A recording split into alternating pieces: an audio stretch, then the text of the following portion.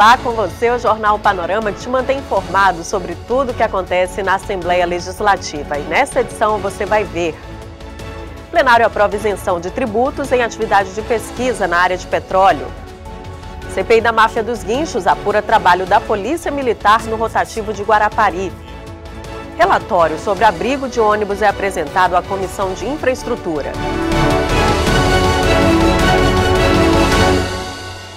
Na primeira sessão da semana, os protestos contra o assassinato de 2 jovens irmãos no Morro da Piedade e o projeto de lei que isenta de tributos bens ligados às atividades de petróleo e gás natural tiveram bastante repercussão. A repórter Luciana Vernesbach acompanhou a sessão e conta como foi. Luciana.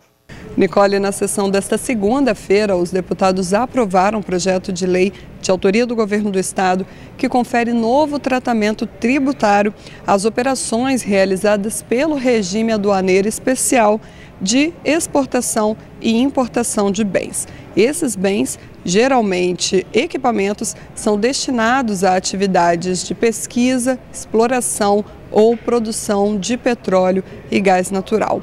O deputado Rodrigo Coelho, líder do governo, conversou com a nossa equipe para explicar quais são as alterações que a matéria traz. É um incentivo que reduz a base de cálculo do ICMS para as máquinas e equipamentos que forem importados para este fim. Isso foi convalidado, é uma política nacional, foi convalidado no CONFAS. Os estados do Rio de Janeiro e de São Paulo já fizeram isso por decreto do governador, mas aqui no Espírito Santo o governador Paulo Artung entendeu que o melhor caminho é que a gente faça em forma de lei para dar segurança jurídica a todas as empresas que vierem celebrar com o Espírito Santo, vierem explorar petróleo aqui no Espírito Santo. Se nós não fizermos isso, é bem possível que a exploração de petróleo se dê prioritariamente em bacias localizadas em outros estados. Deste modo, é importante que a gente também acompanhe os outros estados da federação e forneça esse incentivo para que as empresas produtoras de petróleo façam a exploração das nossas bacias, mesmo que concomitante a outras bacias no território brasileiro. E um assunto que marcou os discursos na tribuna foi o assassinato de 2 irmãos no Morro da Piedade, em Vitória.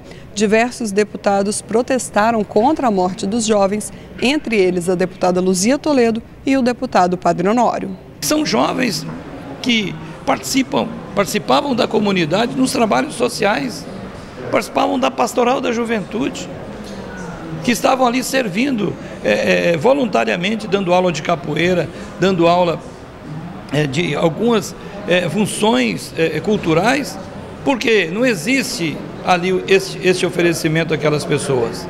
Então o bairro acaba se tornando um bairro violento, se torna com muita facilidade pessoas tendo acesso às drogas e a oportunidade disso.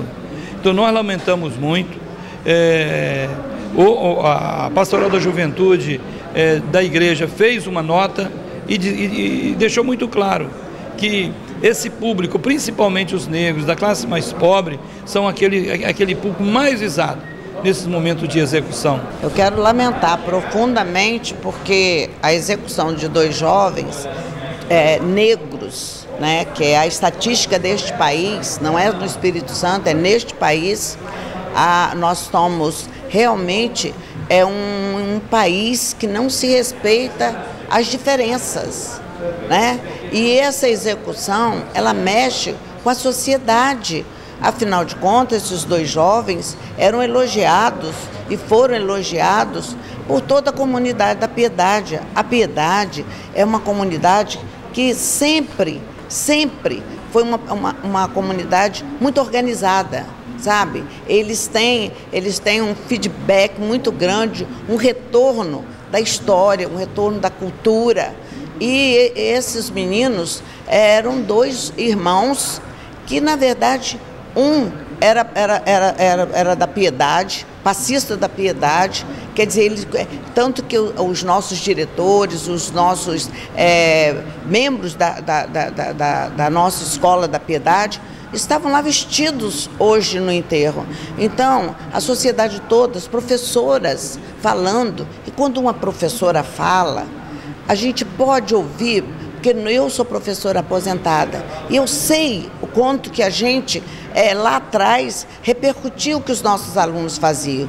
As professoras falando que eles eram bons, que ajudavam, que faziam um trabalho solidário dentro da escola, a gente lamenta profundamente. É o tráfico, claro que é o tráfico, mas a execução dessa forma, em 2 irmãos negros, é lamentável, é lamentável, é lamentável, é lamentável. No trabalho das comissões, a CPI da Máfia dos Guinchos ouviu o comandante do 10º Batalhão da PM de Guarapari. A CPI está apurando o trabalho da polícia na cobrança do rotativo da cidade. O serviço de estacionamento rotativo em Guarapari foi pauta da reunião da CPI da Máfia dos Guinchos. Os parlamentares ouviram o comandante do 10º Batalhão da Polícia Militar de Guarapari. O tenente-coronel Wellington Barbosa Peçanha foi questionado sobre a fiscalização de trânsito na cidade e se existe prioridade em notificar infrações de usuários do rotativo em detrimento de outras demandas. A Polícia Militar em Guarapari atua em todo o município realizando a fiscalização de trânsito. É o nosso trabalho normal e a questão do rotativo é apenas mais uma fiscalização em cima de uma incidência, de uma infração de trânsito normal. Então, se nós formos acionados pela empresa, pela prefeitura, a respeito de algum condutor que não esteja pagando, que não queira pagar o estacionamento, é uma infração de trânsito normal, nós temos que atuar, não podemos ser omissos a essa questão. O trânsito em Guarapari já foi municipalizado, mas como a prefeitura ainda não criou uma guarda municipal, o executivo firmou um convênio com o Detran. Por isso, a fiscalização de trânsito é feita pela Polícia Militar. Como existe um convênio entre a Prefeitura de Guarapari com o Detran e o agente fiscalizador do Detran é a Polícia Militar, nós continuamos desempenhando nosso papel normalmente. A CPI tem recebido reclamações da população de Guarapari sobre a cobrança do estacionamento rotativo. A relatora do colegiado destacou que a PM tem demandas mais relevantes a serem atendidas do que esse tipo de serviço. É preciso que a prefeitura, já que municipalizou o trânsito, abra concurso para agente de trânsito, para agente da guarda de trânsito, possa oportunizar essas ofertas de vagas públicas para aquela região e para poder estar lidando com essa temática que é de trânsito, disciplinando e não a nossa polícia, que precisa estar assistindo a segurança da população num balneário, que em final de ano, que no verão, sobe sua população cerca de 10 vezes. Nós tivemos em números que foram aqui apresentados mais de 1 milhão de visitas no município no Réveillon, quer dizer, ou seja, 10 vezes mais a capacidade diária dessa região e que precisa dessa assistência na segurança, esses policiais serem desviados para estar tratando de uma matéria que interessa especialmente ao dono do estacionamento. Os parlamentares solicitaram ao comandante da PM um relatório com o número e detalhamento dos tipos de infrações de trânsito aplicadas no município desde o início do serviço de estacionamento rotativo na cidade. O Jornal Panorama faz um rápido intervalo e volta já com mais informações sobre os trabalhos das comissões.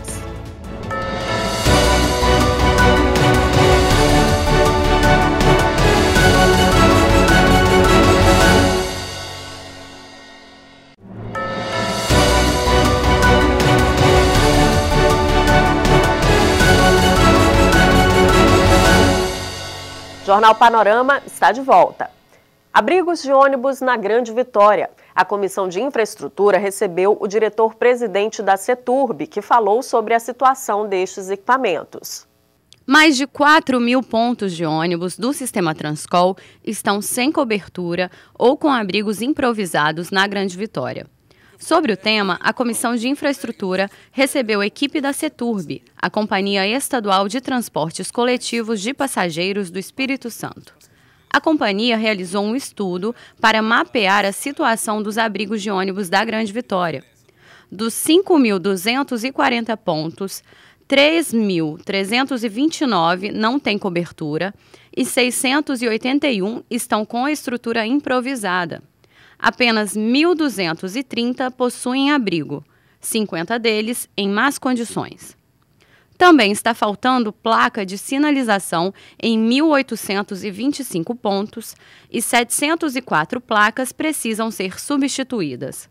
O resultado do mapeamento vai orientar a instalação de novos abrigos. Nós fizemos um sistema georreferenciado e todos os pontos de abrigo eles foram fotografados, verificando se existia abrigo ou não existia abrigo, se tem ou não tem a chamada baia, que é a parte de recuo para o ônibus parar, se tem placa ou não tem placa, e a referência.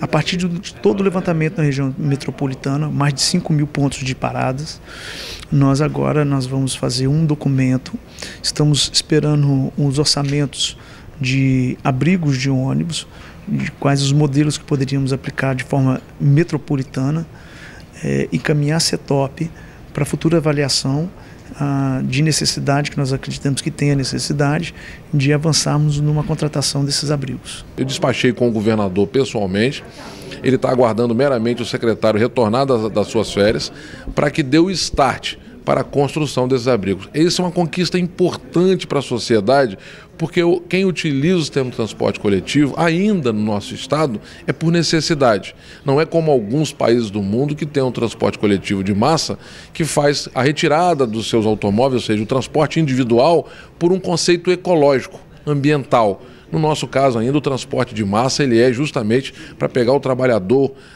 próximo à casa dele e levar para a origem do trabalho. Então, assim, e a nossa demanda é a população que não tem um veículo para utilizar, lança a mão dele, ela utiliza o transporte de massa. E aí nós temos que garantir a ele toda a estrutura necessária, ou seja, um abrigo para que ele não fique ali sofrendo problemas como sol quente, principalmente para idoso, gestante, criancinha.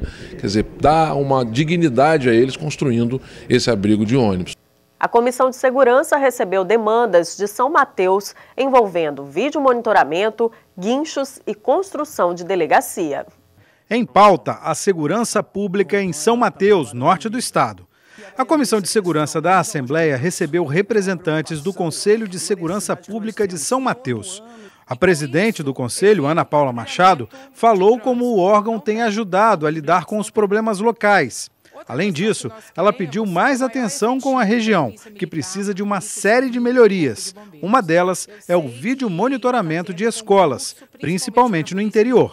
E isso poderá inibir o acesso de pessoas que não sejam do bem para as escolas. Você acha que tem um movimento de tráfico de drogas que pode ser impedido com as câmeras? Como é que funciona lá em São Mateus?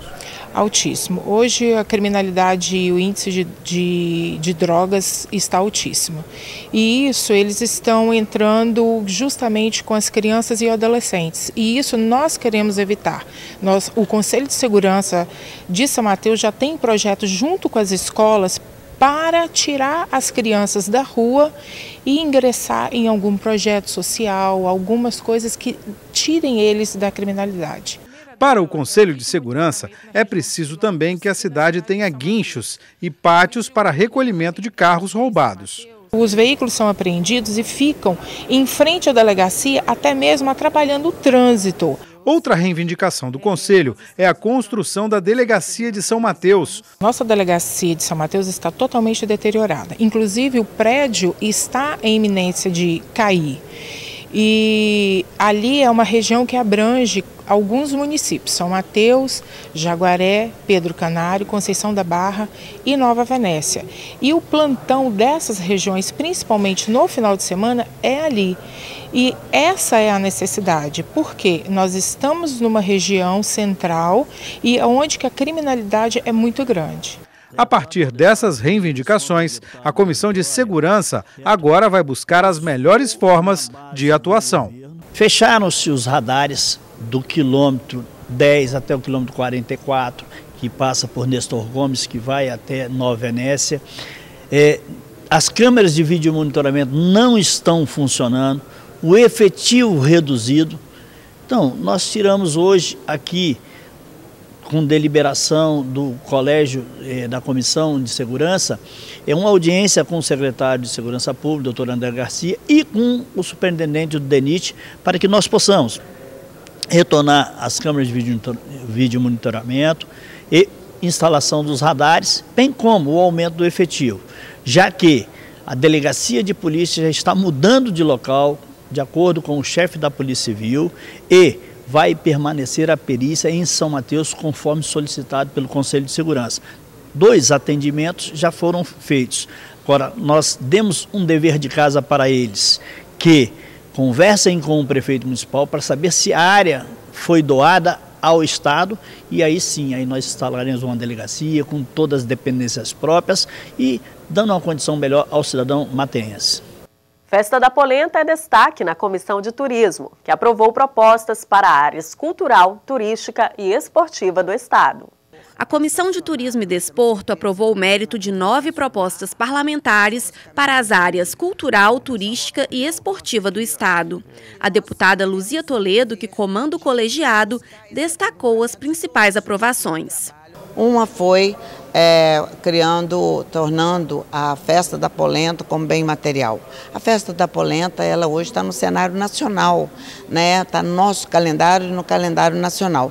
Então, ali é um trabalho muito forte da sociedade.